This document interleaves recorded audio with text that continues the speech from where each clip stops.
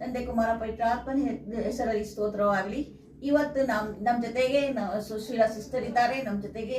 ಅವ್ರಿಗೆ ನಾವು ಅವರು ಒಂದು ಸಾಕ್ಷಿ ಕೊಡೋಕ್ಕೆ ರೆಡಿಯಾಗಿದ್ದಾರೆ. ಸಿಸ್ಟರ್, ನಿಮ್ಮ ಹೆಸರು ಹೇಳಿ. ಸುಶೀಲಾ. ಅವ್ರ ಹೆಸರು ಸುಶೀಲಾ. ನಿಯರ್ಲಿ 7 months ಇಲ್ಲಿ ಬರ್ತಾ ಇದ್ದಾರೆ. ಈಗ ನಿಮಗೆ ಏನು ಪ್ರಾಬ್ಲಮ್ ಆಗಿತ್ತು ಅದು ಹೇಳಿ. ನಮಗೆ ತಂದೆ ಒಂದು ವಾರದಿಂದ ತುಂಬ ಇಂಜೆಕ್ಷನ್ ಕೊಟ್ಟಿದ್ಮೇಲೆ ತುಂಬ ಸೊಂಟ ನೋವು ಆಗ್ತಾ ಇದೆ. ಎಷ್ಟೋ ಔಷಧಿ ತಿಂದು ಎಷ್ಟು ಮಾತ್ರೆ ತಿಂದೆ ಮೇಲಾಗಲಿಲ್ಲ.